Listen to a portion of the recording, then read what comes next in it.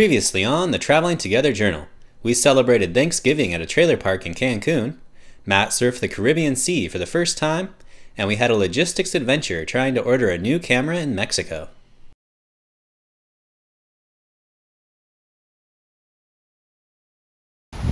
We've arrived in Puerto Morelos for the second time for Matt and I. We had seen this sweet alleyway when we came here before and checked it out. We're like, I think we can camp here. So we told our new friends that we met at the RV park in Cancun about this sweet alleyway. And they came and saw whether or not they could fit their huge fifth wheel. There's plenty of room. Yeah, this was great advice.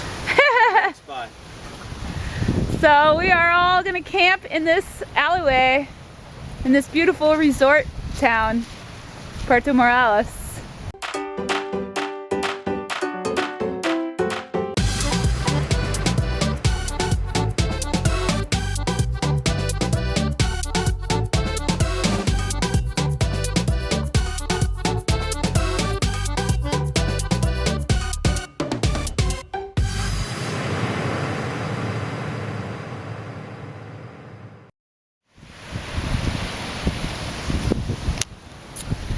Beautiful morning in our little alleyway.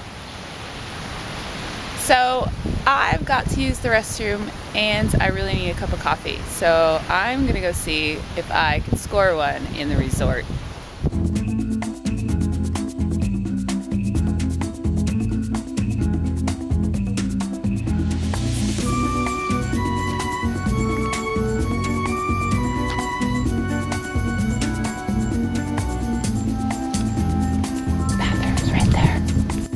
Alright, I have success.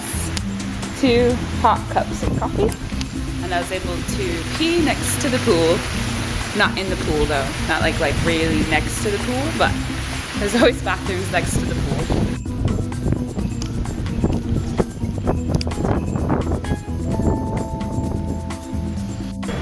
Matt and I are thoroughly enjoying our all-inclusive hotel experience. Relaxing by the pool.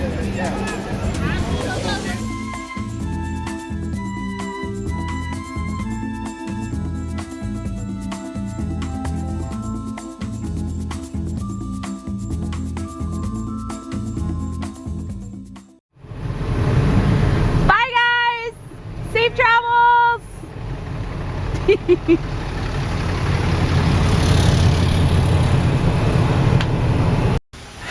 Our sweet little place by the resorts, and we're headed into Puerto Morelos, the actual town, to go look for a catamaran for us to go sailing. We're feeling pretty confident that it's going to be too expensive, but we're going to try and see if we can find it anyways. Our friends that we've been hanging out with said that they were willing to maybe split it with us if it wasn't too expensive.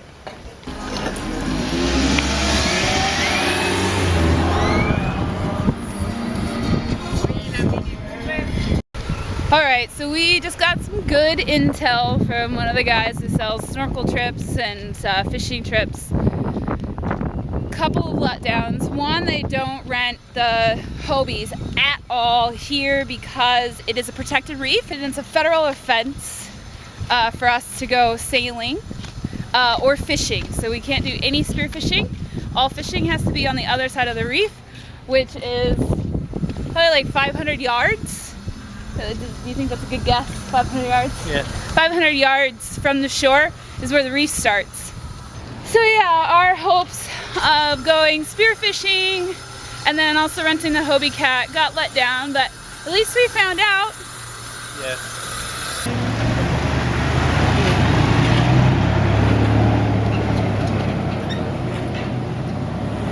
We've arrived in a place called Akumal. It's supposed to be known for swimming with giant turtles. So we're gonna go try to swim with giant turtles. We just had like a huge letdown. We're pretty bummed. We went to go snorkeling with the turtles here at Akumal, and multiple people were like, you can't go with fins. We're like, well, okay, that's cool, that's fine, I get it. Protection of the turtles, no fins. We can snorkel without fins, no problem. They also insist, and it's the law, that you have to wear a life vest. Well, we don't have life vests, so not only is it super lame that we'd have to wear life vests and not have fins, because you're not gonna go anywhere if you're trying to kick with a life vest on. But you have, since we don't own our own, we'd have to rent them. So it's like, we just paid 50 pesos to park here, and now we have to rent a life vest. So we're just pretty like annoyed. And then you have to go, if you want to go outside of the buoyed area, you also have to have a guide. So then we would have to pay for a guide. And snorkeling's like easy, and it should be a free activity, and you shouldn't have to wear life vests. So like, I get why they have to make protections, especially in such a crowded area, but we just don't really need to see turtles that badly. We've seen turtles before, and we're likely to just be able to go down a little bit and find some more turtles. We are headed down to Punta Allen, and it seems like it's somewhat of a national park kind of area. We'll have to pay like a small park entrance fee. And there's lots of wild camping along the narrow landmass. So we already have plenty of food, really, for the next few days, but after reading all the reviews of Punta Allen, and then also the wild camping options in between Tulum and Punta Allen, we've decided to stock up even more water, which we almost never do. So we're feeling pretty optimistic that we're really gonna love this place like everybody else who went there, and we'll be there maybe like 4 or 5, maybe a week. No say.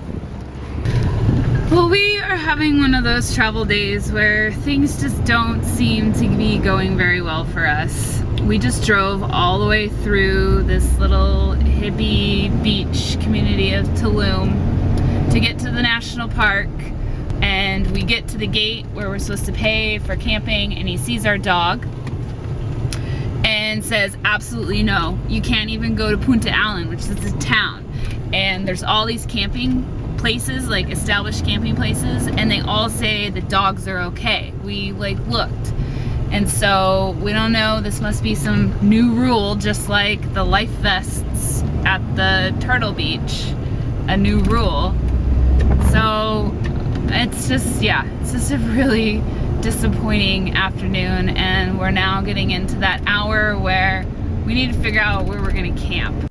As we made our way back through Tulum, Amy searched the area and found a spot called Playa Paricio that sparked our interest, so we set our course in that direction. But it wasn't smooth sailing yet. This officer pulled us over for speeding, despite the fact that we were in congested traffic while passing through his small town. It was 4:30, so when he said that the police station was closed, it was actually believable. But since he was going to take our license, which is what they do when they actually write you a ticket, we asked him where we could camp, and then I chimed in and said we can camp at the police station, which is what you can do. And then I busted out the camera and I got a footage of him, so I think he might have seen that as I was putting it away. And he just never really got around to asking for an actual bribe. So I just think that we must have said the right things and understood just enough Spanish. He let us go. But I was definitely sitting there going like, seriously, what else is going to go wrong today? Like, why this day? But we got let off, and we're on our way to Playa Paricio, and the reviews from my Overlander make it sound pretty sweet. So hopefully, all in all, the day ends well and we have a beautiful place to find home for a week or so.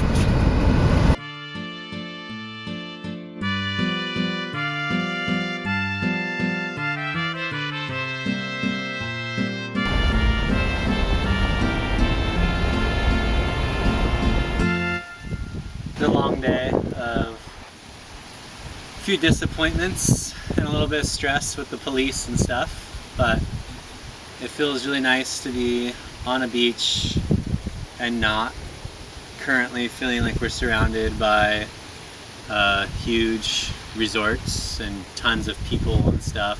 Not really my thing. And it's a beautiful night, hardly any clouds, lots of stars, and it just feels nice to be out here, sea breeze. It's good. Early this morning we had to move the kitchen because it's so windy on shore. I probably wasted so much gas trying to make my coffee this morning. So we are just going to rotate the truck. Feel good? Yeah, it looks good.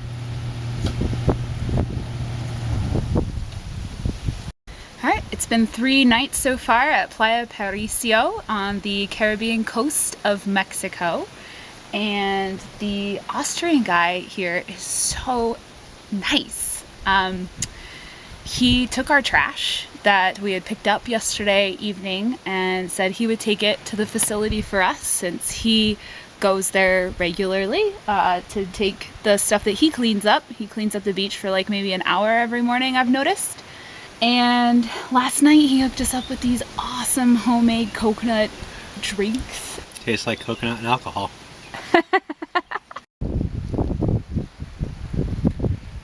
Well, we talked to some locals and they said this is the normal weather for this time of year.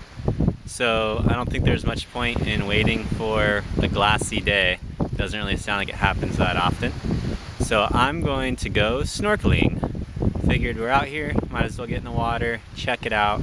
Maybe the visibility is a little better than it looks out there. Guys, I'm pretty worried about Matt. So the storm just whipped in. Like, it was raining just a little bit and now it just started pouring and tons of wind, and Matt is out there spearfishing and I don't see his buoy.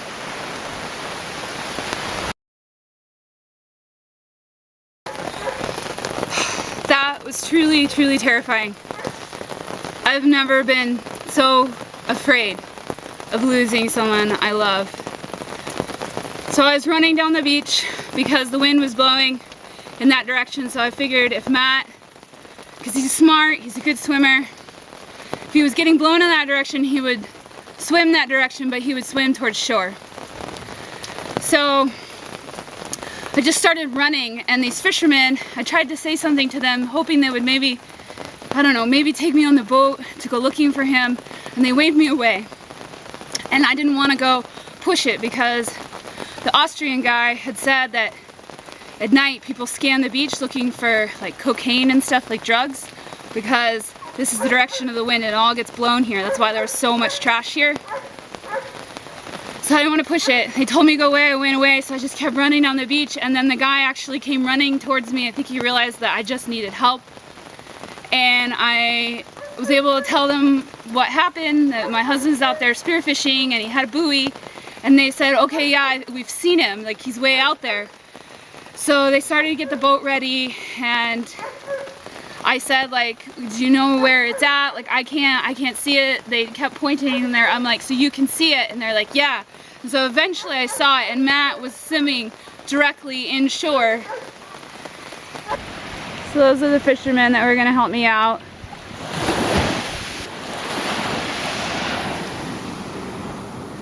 There's Matt. So you were worried? Well, just because I like had my head in the water, so I didn't see the squall coming, and then all of a sudden the visibility went from like 20 to 25 feet down to like 10 feet, and like I was out all the way on the reef, and I was like trying to follow these snapper on kind of like a shallower section, and all of a sudden the waves started breaking over the top of the reef. So then I couldn't see like the float anymore, so I like popped my head up and I could see like the wind waves had started, like it pulled the weight along the bottom, like it got loose from its spot where I put it, so I had to go chase it down. That is scary. Anyways, I was really worried. You were gone a really long time. I hadn't seen your buoy. Well, it's a long swim out there. I barely got to like start fishing, and then that squall came in. It's like just when I started finding some like decent fish, I had to turn around. Well, I'm glad you're okay. Me too. We've been having lots of squalls come in, and Matt and I have retreated to inside the camper. I'm just working on some videos, and see, Matt is studying a little Spanish.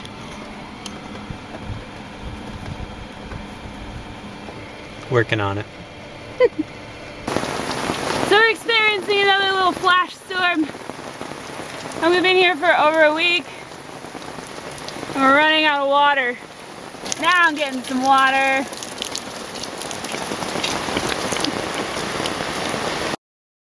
The next day, the weather cleared and some other campers showed up. Then some more campers, and before we knew it, we were having an overlander party. When I last worked? Yeah, I guess Hawaii. Yeah. At one point, the fellows were all playing pit crew, helping James rotate the tires on his Delica. I shot a couple of fish, and Amy made everyone a great ceviche. Krista showed us how she makes bread in a camper without an oven, and we all sat around talking story and goofing off into the night. Jagger just realized. Meeting other travelers is great. We generally make quick friends over our common interests, but it is bittersweet, as we are all on our own journey, and it was only a day or two before our tribe disbanded, and we each set out in our own direction, not knowing if we would cross paths again. We just left Playa Parisio, and we were there for 9 days because it definitely was paradise. At least it was for us, and we really wanted to relax and enjoy Mexico just a few more days longer before we go to a more costly Belize. On today's agenda, we have got to take Jagger in for a vet visit, and it's mellow. We just got to get a health certificate.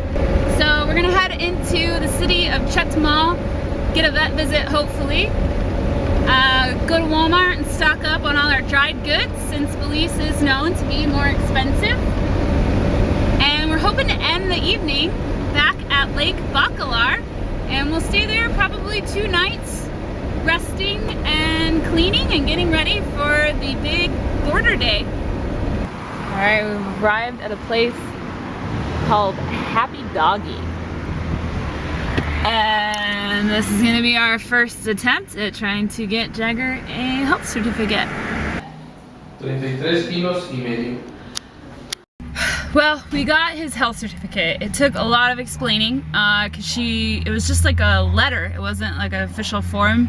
And they didn't say anything about his rabies vaccination. So we would have spent like 300 pesos for nothing. And then they add all the stuff, all the vaccinations to the sheet. And then she prints it off. And the signature part is on a second piece of paper. And we're like, that's not gonna cut it either. So she then has to do it again. We were total pains, but for a piece of paper, they got a lot of money out of us. All right, we are back at Lake Bacalar for a second time. Even though it's Friday, it's still pretty tranquilo here. I think tomorrow it should be busier, but they have some new improvements. They have a swing set in the water next to these like precious stone things that they don't want anybody to play on. I don't know what they were trying to build though they were there. Maybe it was another swing set? Swing set that fell down.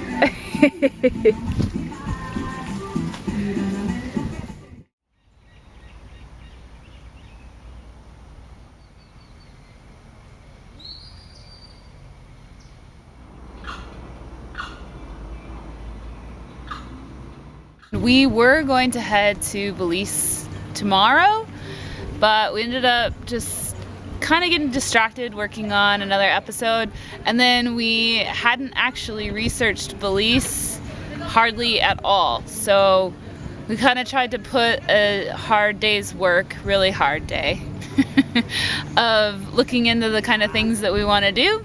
And I think we've got a pretty good game plan, but yet we know that every day brings new ideas and changed minds. So with that idea, we are setting off on Monday, and we really do need to leave on Monday. I think like the last possible day that we can leave is technically Tuesday, so we want to have an extra day just in case anything were to go wrong. Some of our new friends from Playa Paricio happened to show up at the same campsite as us, and we all decided to walk into town for some dinner and to check out the local craft shops we had heard about. While walking down the street window shopping, we noticed a commotion in the tree above us and realized it was full of bats enjoying the plentiful flowers. Awesome. He's like, what are you doing?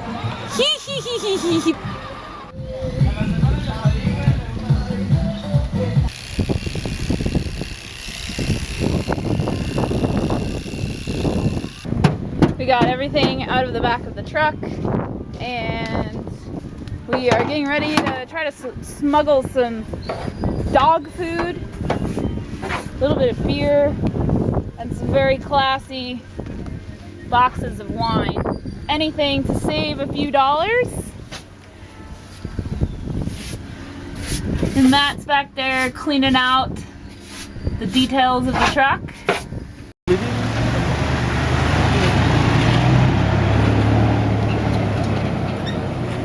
Exciting times this morning. We are on day 179, meaning we have to leave Mexico by tomorrow. We are headed to the Belize border right now. We've got 2 quick stops. We're going to fill up our propane bottle and get some gasoline and be in Belize in a few hours.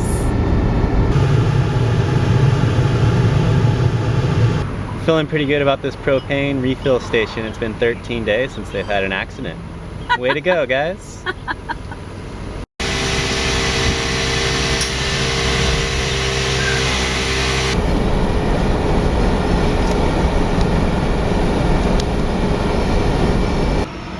We currently just scrounged up our last bit of pesos, and we are hoping to get it all into the gas tank. And if there is anything left over, I'm gonna go buy our favorite cookies. Matt and I just went on a OXXO shopping spree. We got some electrolyte drinks, some cookies, and 4 things of ice cream. And we spent all the way down to 3 pesos left. I don't think there's anything in that store we could buy for 3 pesos. So now we're ready to go to the border. Ah, here we go! Turn off on the exit for Belize! Woohoo! Next time on the Traveling Together Journal, we cross the border into Belize, where we are met with some heavy weather and a new mode of transportation as Matt lends a hand on this human-powered ferry.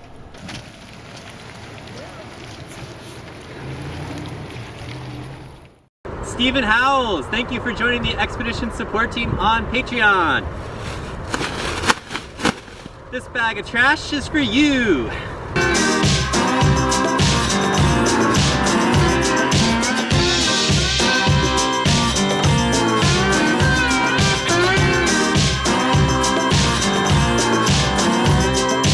Stephen Howell, thank you so much for your contribution. This beach is now a little bit cleaner in your honor.